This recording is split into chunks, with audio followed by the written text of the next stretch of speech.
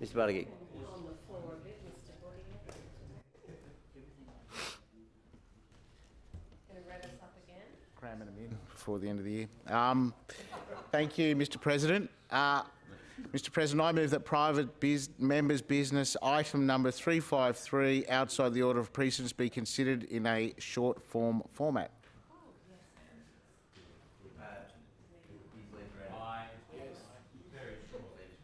Thank you.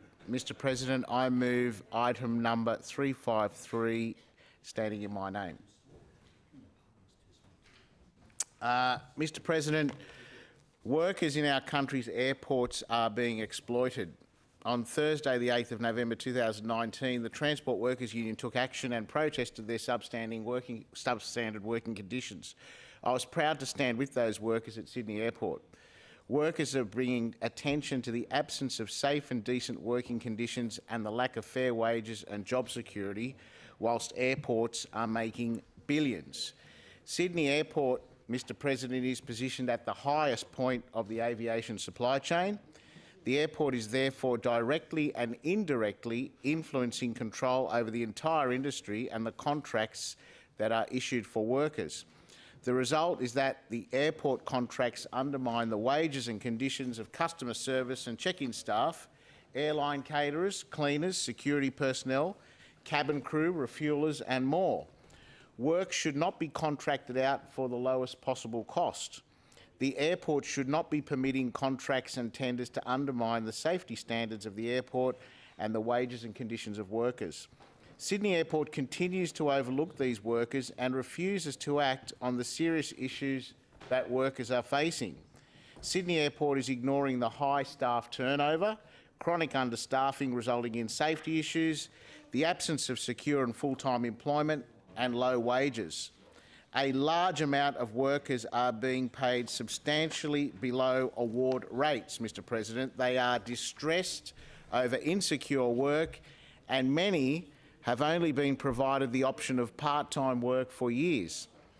Aerocare, Swissport, a large company that earns billions in profit and is owned by the Chinese conglomerate HNA, has treated their staff of over 326 at Sydney Airport appallingly.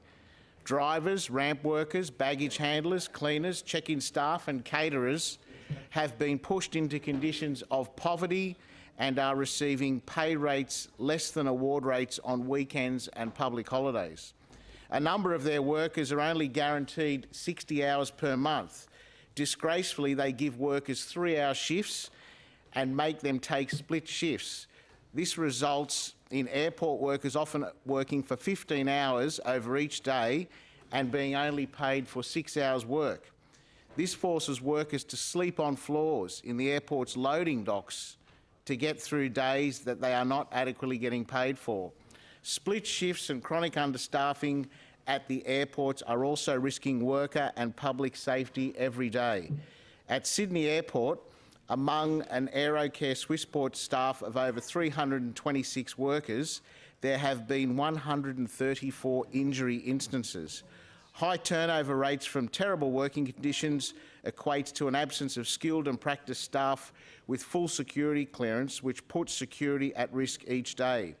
The injuries, the high turnover and understaffing are a direct consequence of poor working conditions. Airports across our country, Mr President, make billions in profit.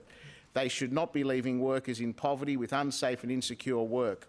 Reports demonstrate that Sydney Airport had an annual net profit of $372.5 million, a 6.5% increase, and group revenues increased 6.8% to $1.58 billion. Sydney Airport has been charging $1.24 billion in parking fees over the last decade. They can surely make certain that they are not undercutting workers and allowing families to struggle. Mr President, the issue we have here, and it beggars belief why this House wouldn't adopt this motion. I mean, I can understand, Mr President, the previous motion was a direct criticism of the government. They're a bit precious about their privatisation agenda, very defensive, don't want to adopt the motion, fine. But this one is simply condemning a company a monopoly company which is exercising monopoly power over the airport and the ability to issue contracts, which then result in people competing for contracts at that airport, and the only way they can be competitive is to make their staff and employees suffer by giving them substandard conditions and wages. I mean, sleeping on floors overnight in the airport. It's unheard of. Now, why we wouldn't adopt this and condemn Sydney Airport for doing it when they're making obscene profits and charging car parking fees hand over fist, which we've all experienced, I would never know. So I urge the House to support it.